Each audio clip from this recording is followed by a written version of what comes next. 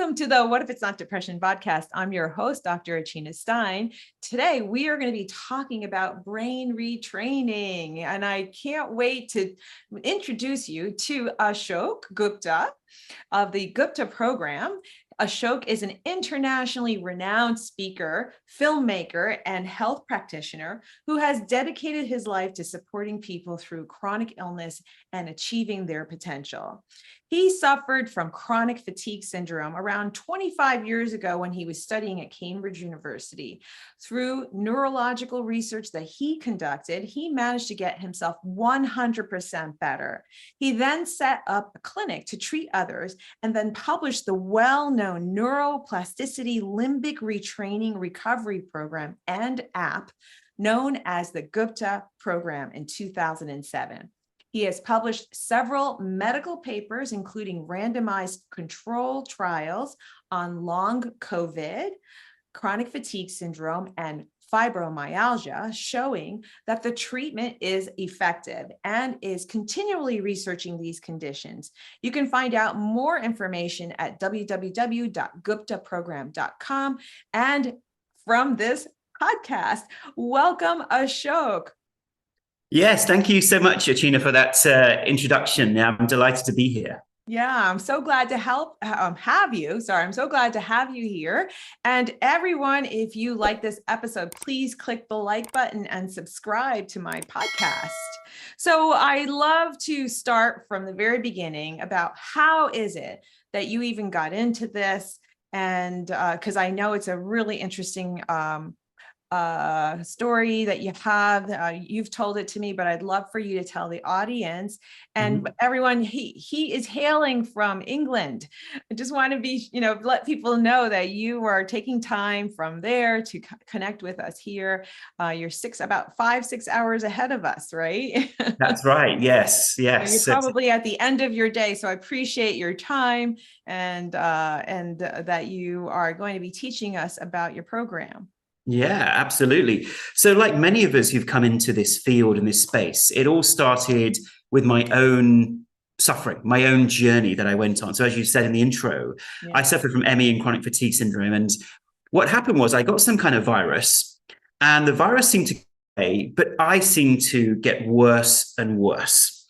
And it was like I had no understanding what was going on. I had to crawl to the bathroom. I felt super exhausted. I would open up a textbook and I couldn't read the words on the page. It felt like I'd been precipitated into my 80s or 90s, and I just couldn't understand it. So I went from doctor to doctor, and they would say, right, we've done all the blood tests. We've done all these other tests. We don't know what you have. We don't know what causes it. We don't even know what to call it. And by the way, you might have this for the rest of your life. Goodbye. I know. And you can imagine for a young man, that was like a death sentence. Gosh. And this is the mid-90s when, in those days, a lot of these illnesses weren't recognized, and they were seen as yuppie flu or just depression or whatever it may be. They were dismissed rather than seeing them as, these kind of conditions. And so that started my lifelong quest to try and understand what's going on. And in my worst moments, I made a contract with the universe to say, if I can just get myself 30% better, 80% better, whatever it is, I will dedicate the rest of my life to helping others, because millions around the world are suffering from this condition. Right. So then I researched brain neurology, physiology, and I came up with a hypothesis as to what causes these neurological conditions, and then published that in 1999 online, and then 2002 in a medical journal, and then opened up a clinic to support others. So since then, it's been a 30-year journey to get to where we are. We've been obviously helping thousands of patients. We've been publishing medical studies and, seeing what works, really improving the program as much as possible to get the maximum benefit for people. Obviously, now it's an app as well. So that's been my 30-year journey to get here. Wow, that's amazing. And I know that you are really helping a lot of people. I do recommend my program to some of my patients, and they have had significant benefits from it. So can you talk more about, let's start from the beginning, about your hypotheses and, connect the dots for us a little bit. Yeah, absolutely. So I think the thing I like to start with when we're trying to understand what causes chronic conditions, And that includes, anything that could be a pain syndrome. Anything could be a neuroimmune syndrome. So we treat a lot of people with long COVID and fibromyalgia and chronic fatigue. Or it could even be some of the more, what might call anxiety, depression, panic. What is going on? Why does the body get into these chronic states, and what can we do about it? So we have this hypothesis, which I call the Amygdala and Insula hypothesis, and I'll come on to that in a moment. But the way I like to start it is the biggest question of all: why are we here? The meaning of life. So we can answer that from a philosophical perspective, and that would be a lovely conversation. But let's focus on the science of this. Right. We are here as human beings because over millions of years of evolution, this brain, this body, this nervous system, this immune system has evolved to adapt to our environment, survive, procreate, and pass on our genes to the next generation. Okay, so we are essentially survival machines, as it were. And in fact, we contain the DNA of that lineage. So an interesting fact I learned is that 40% of our DNA is shared with a banana. So it shows us that we share that same lineage and that same kind of background in terms of those adaptations to our environment, those survival instincts. And so if that's our background, we are learned to survive. The brain cares more about survival than it does our well-being. That's the key point that causes a lot of these conditions. So now fast forward to the modern world. Let's say normally we have so many threats in our environment. So we have immunological threats like viruses and bacteria. We have pain threats, and when we get physically injured. We have emotional threats around us. Yeah? So all of these threats, our system is designed to respond to them appropriately and ensure survival. But what happens if we are compromised? Yeah. And these days we are compromised by so many things because we're not living according to our genetic inheritance. So we are compromised by the food that we eat, which contains toxins. We are surrounded by pollution. We have far more emotional challenges in our lives than I think we did in previous generations. And of course, we work harder, and we have the stress of screens and social media and all these different things hitting our system. So now our systems are more vulnerable, as it were. So now let's imagine that we have COVID. So obviously all of us were affected by the COVID pandemic.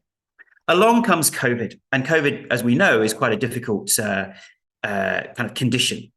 And imagine that actually you have that COVID, and normally your system would respond to the COVID-19 infection, be able to fight it off, and then go back to standby mode.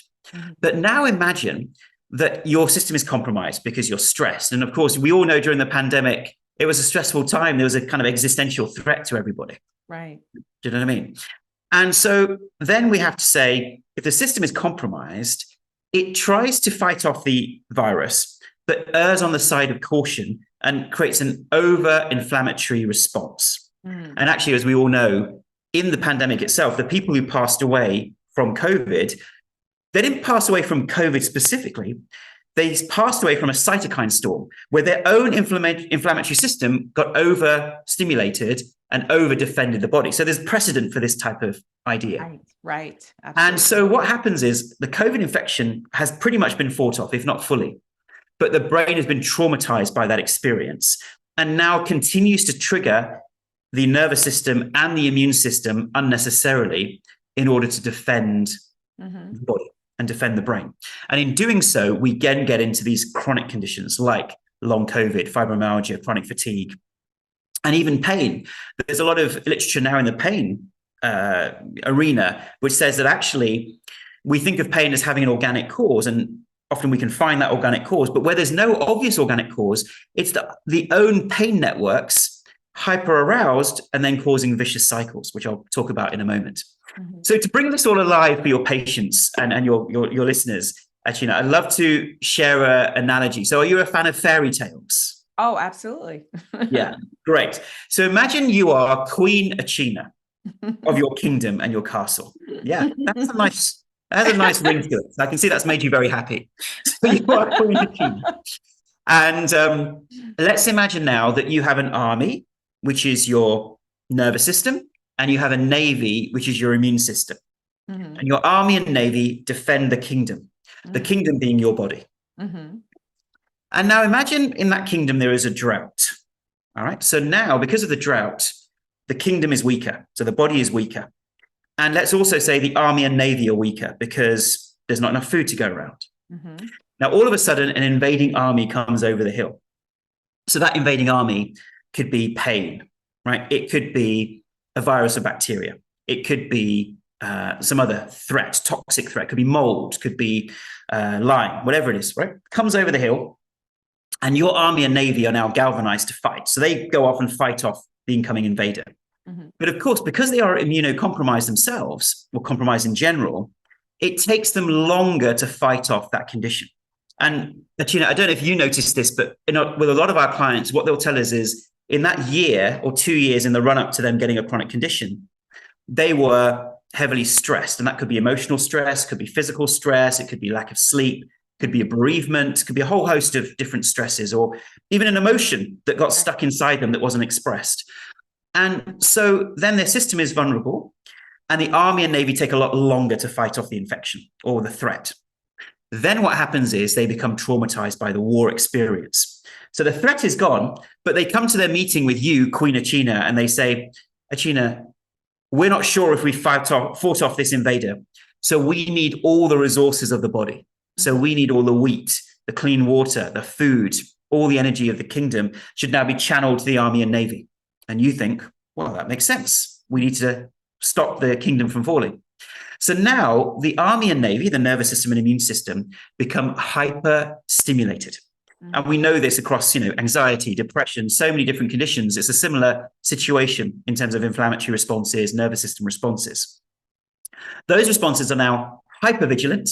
They are firing off their weapons of war as a non-existent threat, because now those threats are no longer there.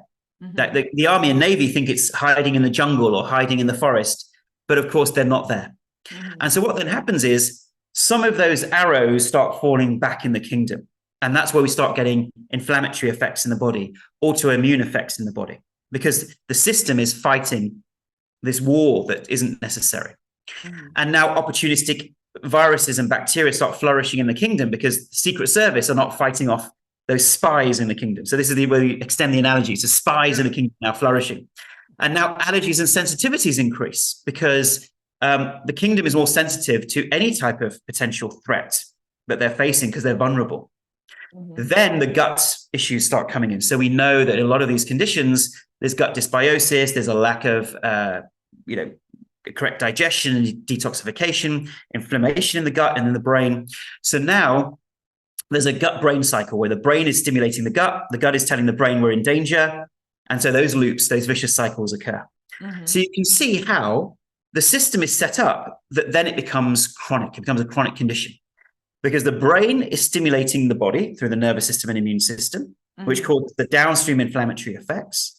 Those inflammatory effects loop back to the hypersensitive brain, i.e. the generals, the army and navy generals who think we're still in danger. The brain then thinks, aha, I knew we were in danger. Triggers the immune system and nervous system to create the downstream problems. Right. Coming back to the brain and around we go in that vicious cycle.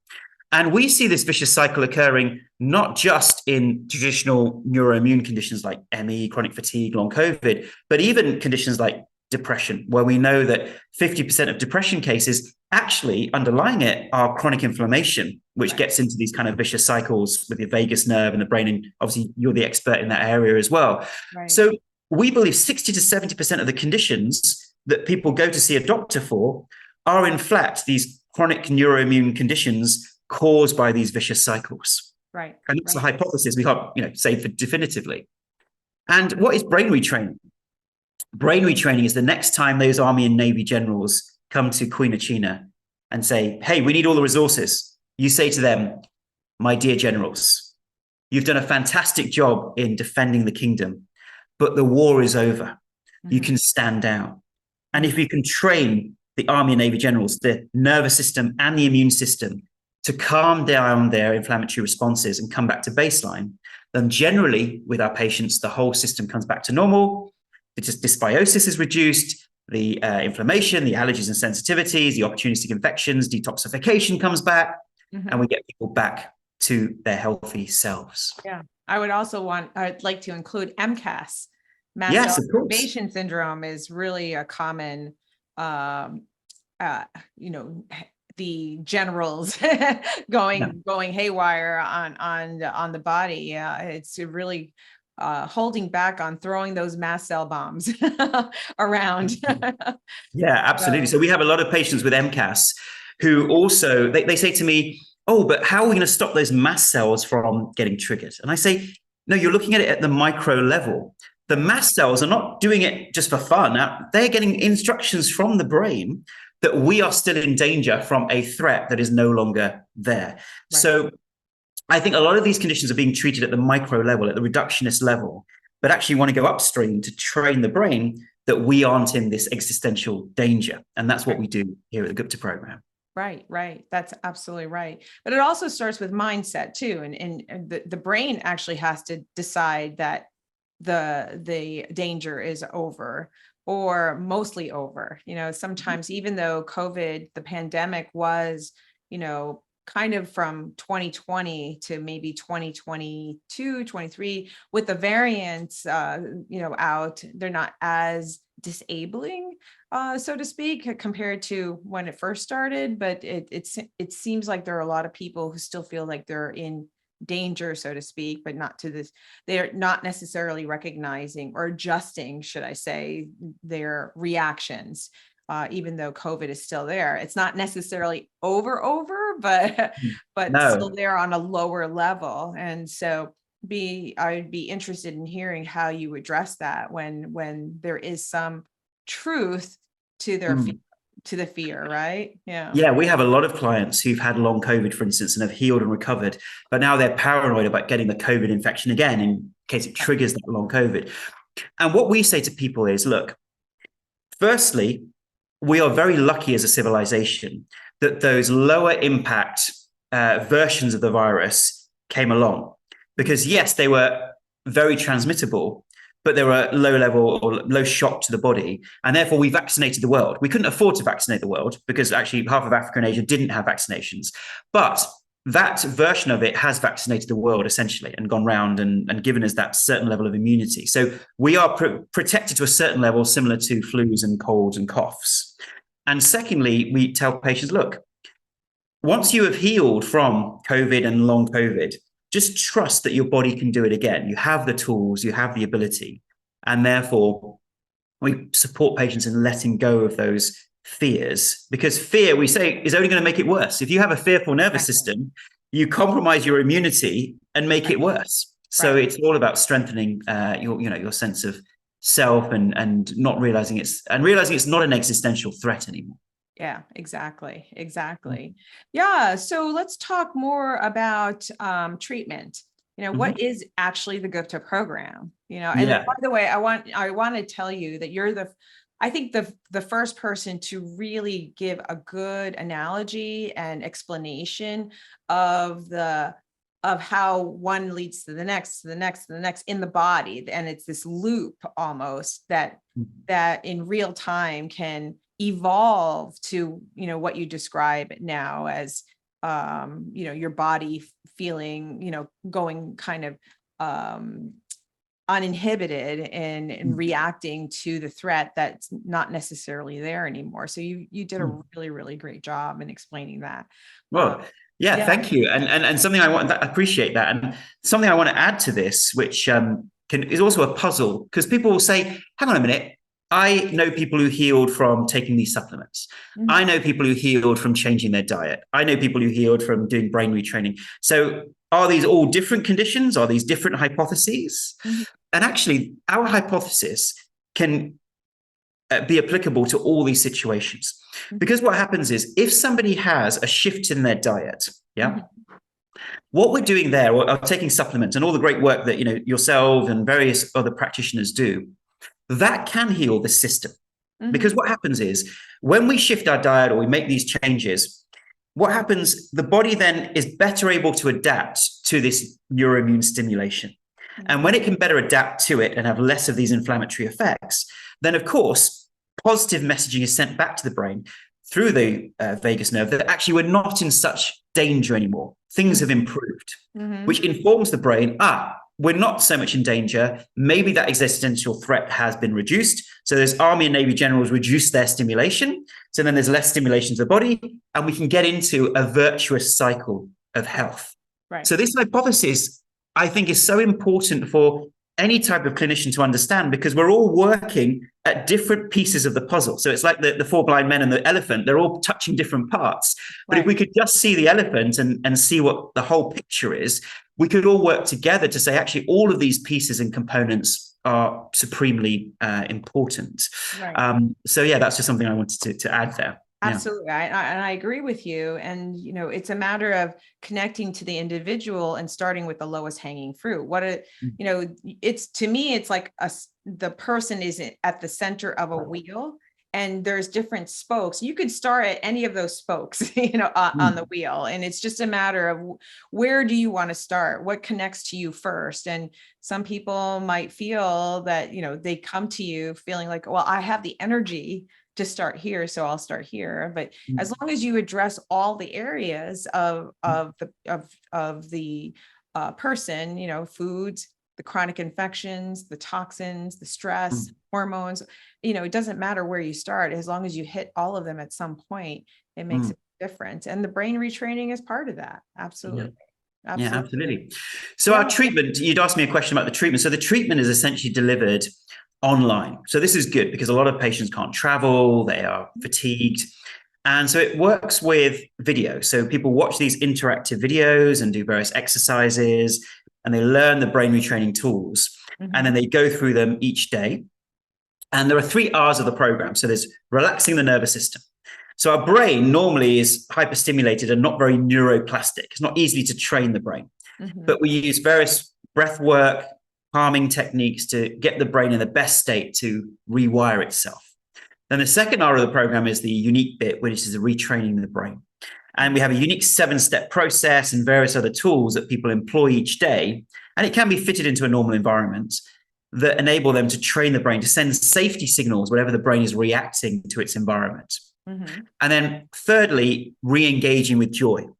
And that is essentially, we want patients to get well, but stay well. And I don't know if you've had this in your practice, Achina, but we notice that people get well and they get healthy. But as soon as another stress comes in their life, or they start over, analyzing something, getting anxious, then often all the symptoms flood back again. Because what's happening is it starts a cascade. As soon as the brain gets re-triggered, those Army and Navy generals think we're back in danger and start triggering that inflammation. So we want patients to get well, but stay well by learning their stress triggers and being better able to handle their environment, better able to handle their emotions. That's an incredibly important component. So people go through the interactive videos, the audio exercises, etc. And we have weekly webinars as well. So we hold people's hand through the whole process. But what has been the game changer is really the community aspects, because healing in community is so powerful. And what we have is something called daily Gupta size, the name. But essentially, we find that patients are isolated, they're lonely, they're anxious or depressed off a lot of the time.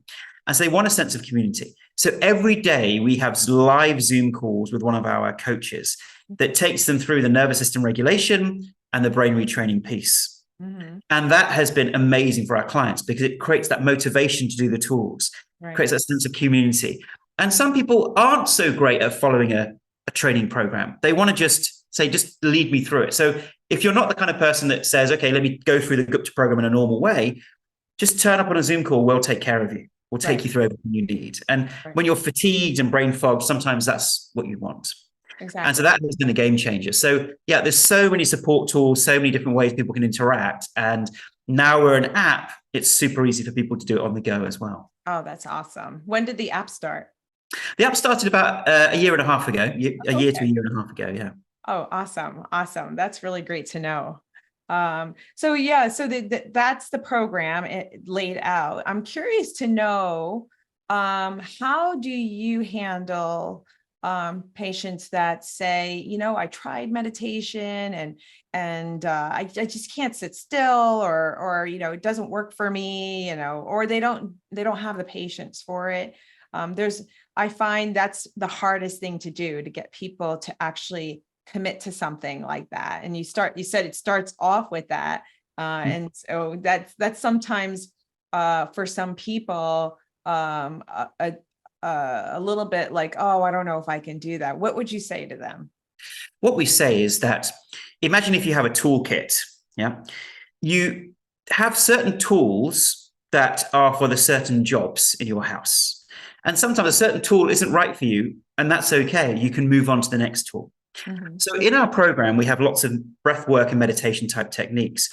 And we say to people, if they make you feel more anxious or you just are not gelling with them, here are some other guided visualizations where your mind is guided through a lovely visualization, and therefore they could use those techniques instead. Mm-hmm. But for some people, they just don't want to do the relaxation piece. They want to move straight to the brain retraining, and that's okay as well. So it's a very modular process where you pick and choose the bits that you know are going to work for you. Mm-hmm.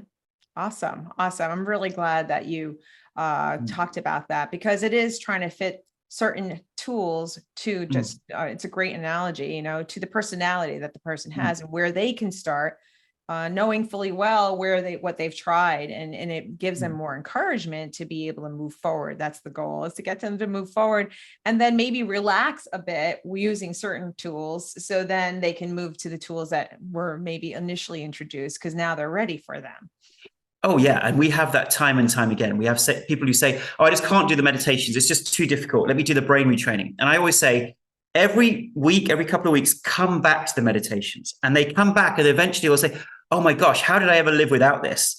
Because they then are able to calm their nervous system. Yeah. And for the first time, sometime in decades, especially if people have had background of trauma, Ashok, that's the first time I felt relaxed in my entire life. Yes. I know. And we tailor those meditations specifically for those with a busy mind. Yes, that's awesome. Yeah, I always wish I could just turn that busy mind off for people, because it's work, it's time and work that to invest in it. But if you have the tools like this, like your program, I think and the way that you've organized, it sounds like it's for anyone, that they can start at some point in your program. It doesn't have to be the same point. Exactly.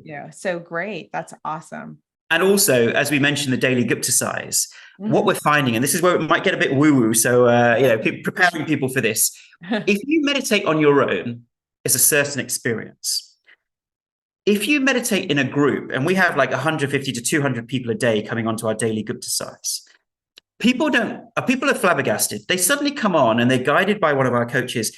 The depth of their experience is so much deeper because they are with 200 other people who also have that joint intention, that energetic intention. And it might sound a bit woo-woo, but that's just people's experience. And so we say to people, go and try it. Try coming on our daily Gupta size, and you will see, even though you've never meditated before, you just find it too difficult, suddenly your mind will go into that state. Oh, that's really, really awesome. Yeah. I mean, there's a lot of research. I mean, Joe Dispenza, has talked about that same phenomenon in his groups as well. And it's pretty well-known phenomenon. And it's everybody's connecting on an energy level. We're bodies of energy. And there's a lot of science behind that. So nowadays, it's not, I don't think it's as woo-woo as it used to be. Yeah, absolutely. So that's and we would encourage everybody to come on that, because that's free. So people, for the first part of Gupta size, the daily nervous system regulation, we provide that for free at the moment. And so people can just come on and join that. Awesome. That is wonderful. You said you had some clinical studies or case studies that you could share with us. I would love to have you talk about one of your studies or a couple, even if you have the time. That would be awesome. Of course, yeah. So look, for us, what matters is we want brain retraining and this work to become mainstream.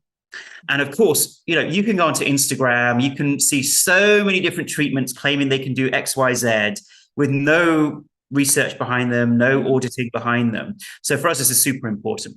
So we've always conducted studies. And so we've done about 5 or 6 studies now, and there are more in the pipeline coming. So I'd like to give you some, headlines from this. So we did a study on fibromyalgia patients, and one group took our program and another group took equivalent relaxation time. We follow those patients for 8 weeks. So 8 weeks is not a long intervention for these types of chronic conditions. And after 8 weeks, this is an independent study. They found that in the Gupta program, there was a 40% reduction in fibromyalgia scores and 0% in the control group. Mm-hmm. There was a halving of pain, halving of anxiety, and in terms of depression, there was a halving of depression as well after 8 weeks. Mm-hmm. Yeah, and very low scores in the control group. So that was a great study that was published in the Journal of Clinical Medicine. And we also have an objective measure there. So there was BDNF scores, that's a brain chemical, which also came down and was significant. So that was the first time we did an objective measure. And then recently we did a study on long COVID. Mm-hmm. So it's comparing our program to a wellness program. So this was a proper control. Often control groups are things which weren't going to work anyway, but this was a proper control group with diet, supplements, sleep, activity levels. And we did this, and this was conducted once again as an independent study over 3 months. And we found after 3 months, the Gupta program was 4 times more effective at reducing fatigue and exhaustion. Yeah, It's very rare in a clinical study you have a 400% comparator there. And that was the only thing that they did was the Gupta program. Yes, exactly. Only thing they did was Gupta program versus this kind of broad spectrum of different things. Wow. And we actually we were twice as effective at increasing levels of energy in patients. And a lot of those patients got back to full health. So that's another published study, RCT, that people can look at. And recently we did a study, which was a clinical audit, once again, an independent audit on about 230 patients. And we looked at 16 different conditions. And we found that in 14 of those conditions, we had significant changes and improvements in scores, health scores. So for instance, there was 86% improvement in patients with long COVID. There was, I think, 60% improvement in patients with mold illness. So what was interesting, all of these conditions are seen as very different and separate, but we were able to show in one audit that we improved across 14 different conditions. That's also a published study as well. Mm-hmm. And we're looking to do further studies with objective measures, because for the medical community, they want to see that this isn't just a subjective experience, but actually we can see that. And so we're looking at measuring heart rate variability, CRP levels, et cetera, et cetera. And when we have that data, then we can show that it's not just subjective, it's objectively we're improving what people are experiencing.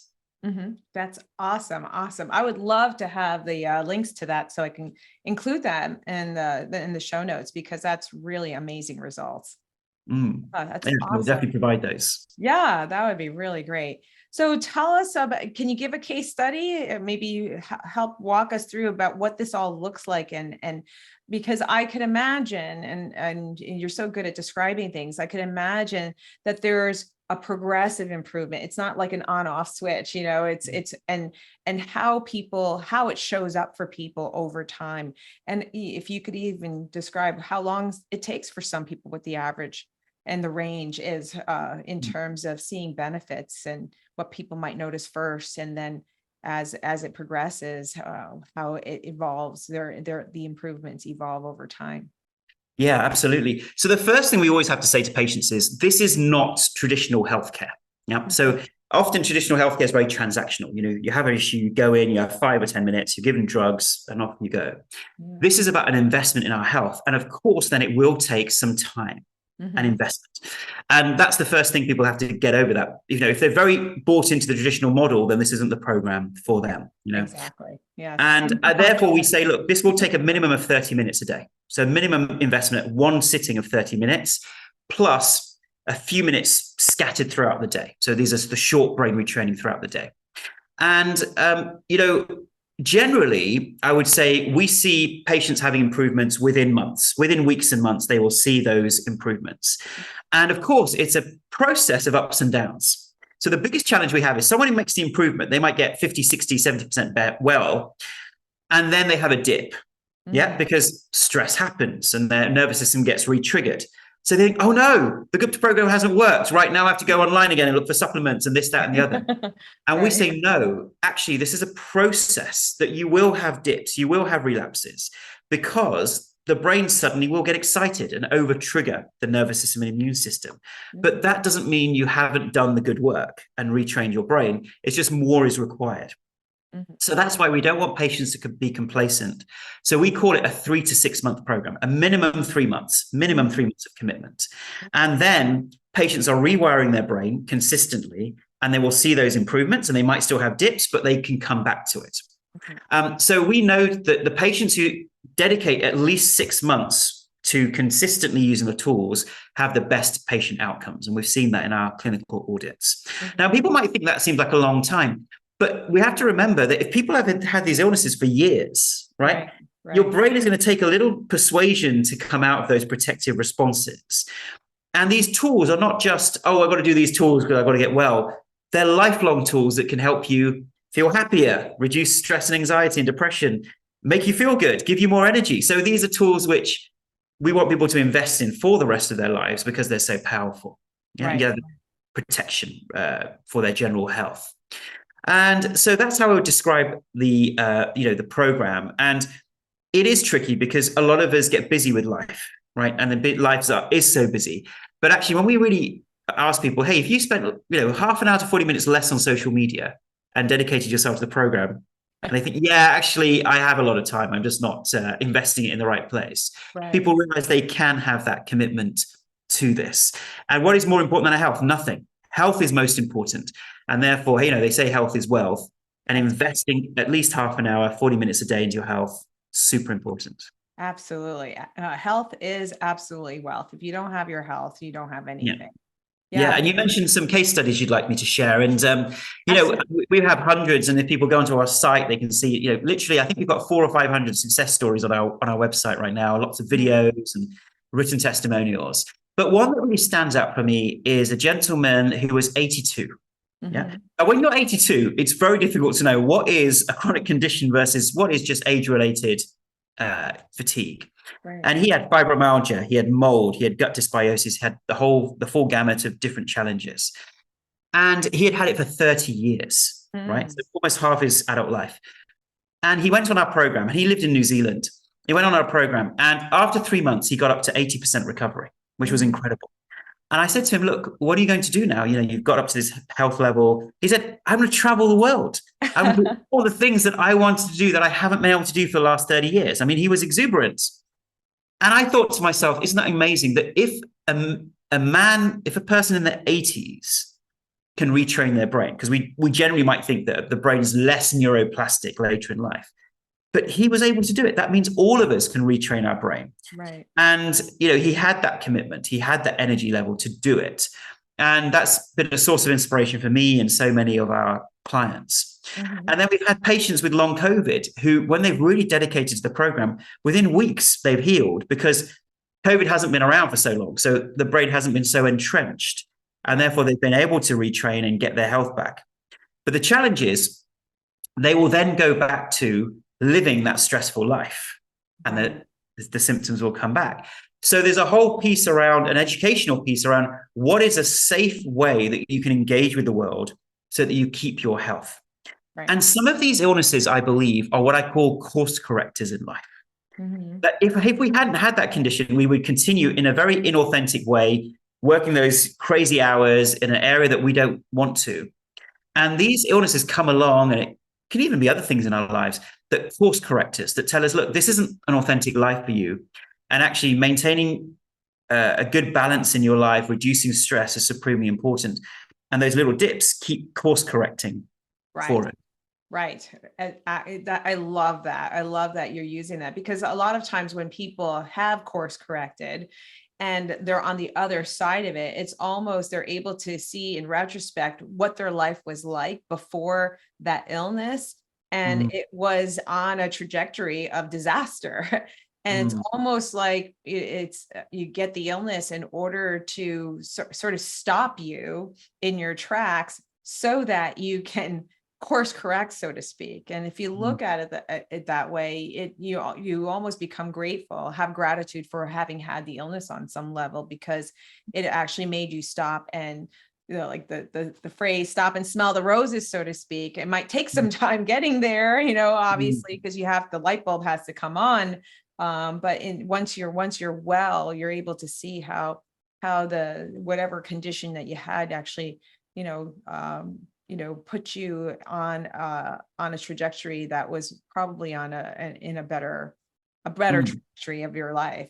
I mean, look at you, for example, right? I mean, look what it's done for you, having had chronic fatigue. I mean, it's terrible having it at the time that you have it, but once you bring your body into balance. Look what you did with that knowledge, everything that you learned, and it caused you to create this program for other people to heal from as well.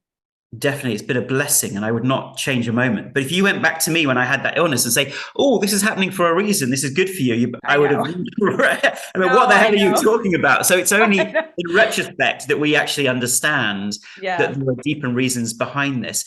And this is also how society has to look at these common conditions like anxiety and depression and OCD. Instead of looking to numb those symptoms and say, "Oh, this is an inconvenience," we as a society now to set ourselves up for better mental health support, so that when someone has these conditions, we can say, let's go deeper into that.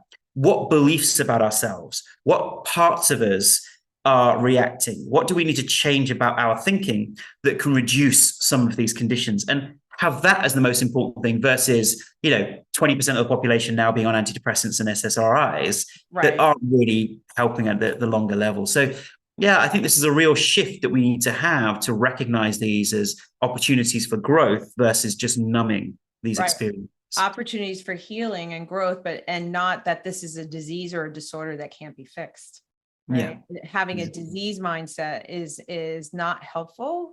But having a wellness, an attitude of wellness and being on a journey to gain your wealth is certainly going to be more helpful in you getting back your life, really. So, yeah. So did you want to discuss another case? Did you have another case in mind?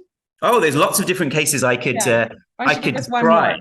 Yeah. Okay. So let me think. So I think one that also really stands out is a lady who had fibromyalgia. And once again, we often find it's not just one condition people have, right? They have fibromyalgia, and she also had persistent mold. I mean, she couldn't leave her house. She would go anywhere and have these intensive reactions. And the first thing that she learned from all of these support groups that she went to was, you have to avoid mold. Right. You have to not have any aspect of it in your life. You have to remediate your home. And you can't, if you find you're reacting in the supermarket or a building, avoid that area. And unfortunately, what that was doing was restricting her life so much that she could not go anywhere. And then became agoraphobic on top. So there's so many different layers to what is going on here. And it took a long time, and I don't know if you have this with your patients, a long time to help a patient understand that if you avoid those things that you are reacting to, you actually create more neural pathways in your brain that reinforce that those things are dangerous. And therefore, it becomes harder and harder to deal with. And so we spent a long time helping this patient understand that their brain is overreacting to these moldy environments. Now, no doubt, none of us want to be in a moldy environment, but we have to be practical. We have to live life. Yeah. And we can practically remediate, but we can never 100% get rid of mold. Like 50% of buildings in America have some kind of mold within them. Right. And once she was able to get over that hurdle, her mold reactions massively reduced through the brain retraining. Yeah. Right. And then she was able to apply that same brain retraining to the pain that she was experiencing in her body. And of course, everything's linked. So as she reduced her mold reactions, her fibromyalgia improved as well. And then she was able to address the root causes of that pain through also looking at her emotions and looking at how she would bottle up emotions, which then caused physical pain, because sometimes physical pain can be a manifestation of our internal emotions getting bottled up. So you can see that each patient through our program is on a very unique journey to understand what is going on. But paramount is belief that you can heal. Yeah. And sometimes there's a lot of unlearning to do about what they've learned on the internet and through various practitioners or support groups who've been well-intentional, but actually have deepened the grooves in someone's brain. Yeah, that's a great. I mean, it's coming to a place where there's going to be mold in your environment, and it's normal. It's normal to have a certain amount of mold in your environment, not have zero mold, right? Just like it's normal to have viruses in your environment as well. You're going to be exposed to viruses, exposed to other pathogens. It's coming to a place of balance and harmony and knowing how to respond in a healthy way rather than avoiding. I love that you talked about that in that way, because it applies to other things, not just mold that we want harmony with, right? Yeah, absolutely. That kind of also answers, the question about COVID. COVID is not gone, but it's different and coming into a place of how am I going to respond to this? It's not the same threat that it was before. The cycles, like when you do have a recurrence, it's not 0 to 100 anymore. It's 0 to 70, and then it'll be 0 to 50, and then 0 to 40, right? Eventually it comes to a place of where it's a normal response. Yeah, absolutely. Yeah. And that's what civilization needs to understand is we've had viruses for our entire history. And this is the way they have come. They, once upon a time, flu would have been very, very bad for people because nobody had that inbuilt immunity and it wasn't passed on from generation to generation and would have been like a COVID. But now we think of flu and colds as just inconveniences. And I believe that's the way that COVID will go as well. Absolutely. Yeah. And they've, the experts in that field have indicated that to be the case going forward. So yeah, there was a time where the Spanish flu, I think wiped out 60% of Europe in the I think it was the 16th century. I think it was, I think it was actually the 20th. I think it was in the 20th century, wasn't it? I think it was between the world wars that the Spanish flu came along, and I don't know if it wiped out 60%, but it was millions of people passed away. Yeah. So it's strengthening the immune system, strengthening the army and the navy of your queen or king body. Exactly. All right. So we need to wrap up. I would love for you to tell everyone how to find you. It'll be in the show notes, but it's good to say if people are just listening on the audio version of this podcast. Yeah, well, we'd love for people to take our free trial. So you can watch lots of videos, there's audio exercises, there's daily Gupta size, and all of that's free. And they can simply go to our website, which is guptaprogram.com, or indeed go to the App Store or Play Store, type in Gupta Program, and they'll see Gupta Program Brain Retraining app, download it, and straight away you can start with simple exercises and various things that you can do. So there's a lot of great resources there. And should people want to take our full program, we actually offer a 1-year money back guarantee. So until we have large-scale phase 3 trials, you can try the program, go through it step by step, and if it's not for you, you can return the program, get your money back, no questions asked, and use it for something else. So people have nothing to lose by giving this approach a go. Mm-hmm. Thank you so much. I'm glad you talked about, how to approach you. There's different avenues of reaching out to you. That's great. Yeah. And something I just wanted to add about depression as well, because I know that's obviously a lot of your patients have that. So what we say is our program isn't formally recommended for depression because we have obviously clinical data within fibromyalgia patients, but not any independent data on depression specifically. However, what we have noticed anecdotally is that people have, as long as they're under the supervision of a medical practitioner, they've been able to use our program and have those improvements in depression as well, as long as they're being monitored. And I think that's really interesting because originally we hadn't designed it for that, but it shows that these similar pathways in the brain are responsible not just for our emotional disorders, but also physical disorders as well. And if we can train the brain out of that through the power of repetition, we can also improve some of these quite deeply held emotional illnesses as well. Absolutely. Yeah. I mean, there's a lot of research that shows that depression is comorbid with many of these chronic conditions. And so when the root cause is inflammation, right? So, and other root causes as well. So it's finding those root causes. And when you address the root causes, then both conditions get better, not just one, they both tend to get better. So great. Well, I'm so happy that we were able to talk about your program. It is a program that I have recommended, but it's been great to hear from you directly about how it works, why it works, and to give some examples of how you can use the program and what to expect from them. That's awesome. Thank you. It's been a wonderful interview. Thank you so much. Yeah.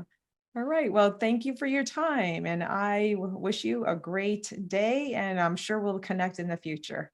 Yeah, thank you.